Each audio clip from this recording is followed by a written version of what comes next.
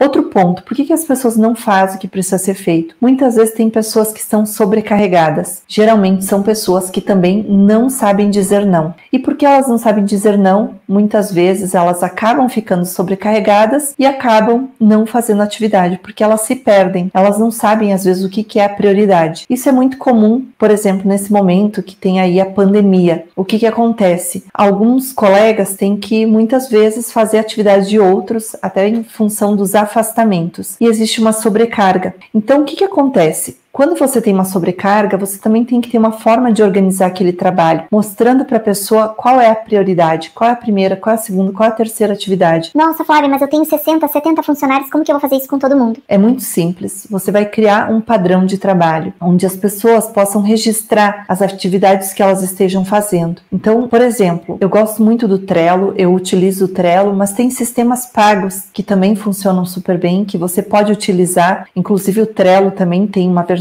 paga, mas aí cada pessoa da equipe registra o que ela está fazendo, quanto tempo ela leva para fazer aquela atividade, e você começa a ter também mais clareza das atividades nas quais as pessoas estão envolvidas, mesmo que haja sobrecarga. Então essa é uma técnica muito legal que a gente pode utilizar. Outro motivo é realmente a falta de interesse, aquele profissional desinteressado. E aí ele não vai fazer. Por quê? Porque ele está desinteressado. E nesses casos é preciso investigar o que faz com que a pessoa esteja desinteressada. Será que é o trabalho ou será que é algum outro fator? Até às vezes da família, que muitas vezes vai sim impactar no dia a dia nas atividades. É você observar se essa falta de interesse está de fato assim fazendo com que o trabalho não aconteça, ou se é o padrão da pessoa, porque tem pessoas que parece que nasceram assim. E se for realmente o padrão da pessoa, aí você tem que observar, vale a pena permanecer com essa pessoa dentro da organização? Ou se você substituir, você vai ter essas atividades sendo feitas? Ou existe alguma estratégia para daqui a pouco, eu tiro essa pessoa